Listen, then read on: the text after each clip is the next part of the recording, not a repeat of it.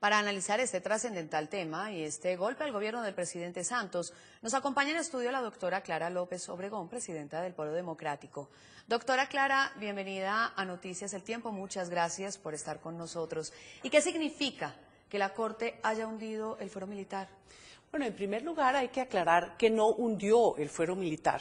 Lo que hundió fue la reforma que se le había introducido para ampliarlo, incluso para incorporar que pudieran ser conocidos por la justicia penal militar algunos delitos de lesa humanidad que los tratados internacionales, como bien lo han dicho las ONGs y Naciones Unidas, dicen que tienen que ser juzgados por la ley, por la justicia ordinaria.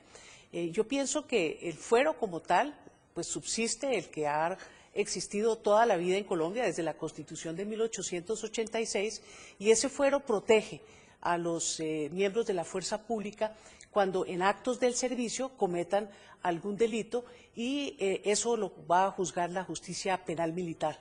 Pero cuando se trate que no es un acto del servicio, pues desde luego tiene que ir a la justicia ordinaria y creo que eso es uno de los efectos importantes que se haya caído esta reforma. Es una parte sustancial que nos pone a tono con el bloque de constitucionalidad y con el resto de los países que no tienen un fuero tan amplio como el que se pretendía con la reforma que se cayó ayer en la Corte Constitucional. Yo le preguntaba ahora, doctora Clara López, en ese sentido, que entonces, ¿qué le quedaba al gobierno en cuanto al fuero militar? Y usted me decía, pues les queda el fuero militar que estaba. Queda el fuero militar que estaba y me parece que el proyecto de ley que ahora anuncia el gobierno está en línea, porque no es ampliar el fuero militar, sino darle unas garantías a los miembros de la fuerza pública para que vayan a tener una defensa técnica cuando les corresponda tanto los delitos del servicio como los que cometen por fuera del servicio. Esos pienso que seguramente van a quedar excluidos. Pero la realidad es que nuestra fuerza pública está protegida con un fuero militar, el grueso de la fuerza pública respeta los derechos humanos, es gente de honor. Y yo creo que este fuero militar que existe y que queda vigente en la Constitución es suficiente garantía.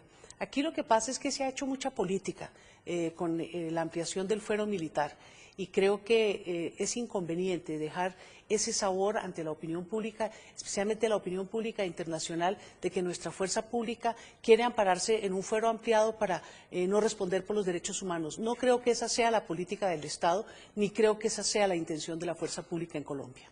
En el periódico El Tiempo se hace un análisis profundo sobre este tema y hablan de tres claves de la caída de la reforma del fuero militar en la Corte. La primera de ellas, y es para ver si usted está de acuerdo con esto, la primera de ellas habla de las leyes, dice, y menos las reformas constitucionales, no se pueden aprobar a las carreras y sin cumplir con las formalidades. Eso se tuvo en cuenta, ¿no? Mire, y es que tal vez la gente no entiende.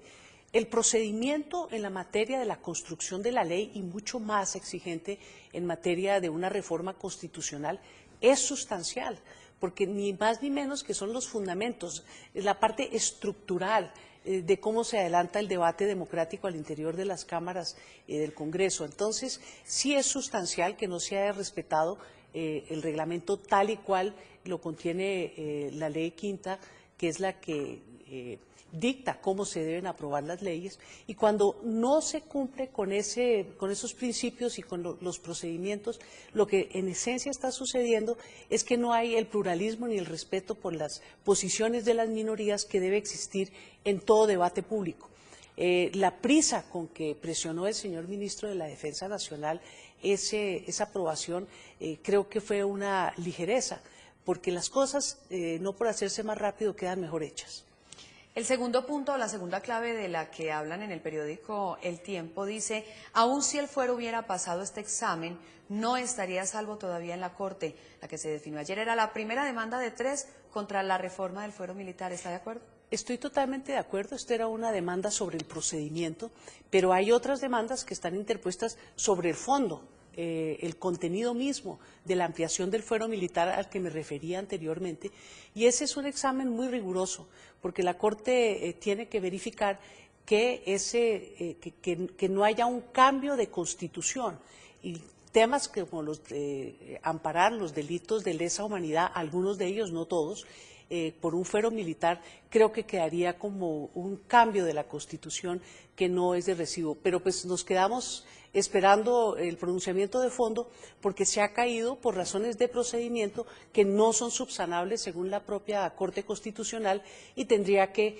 en este momento el gobierno pues volver a empezar de cero para ampliar el fuero militar, y creo que en estos momentos ni hay las condiciones ni siquiera la voluntad política para seguir adelante. El gobierno lo que ha anunciado es un proyecto de ley mucho menos ambicioso, que le da garantías para una defensa técnica con cargo a recursos estatales a los miembros de la fuerza pública que cometan delitos. Espero que sea solamente restringido a actos del servicio, porque cuando una persona delinque fuera del servicio, pues no creo que deba estar cobijada por ningún beneficio estatal.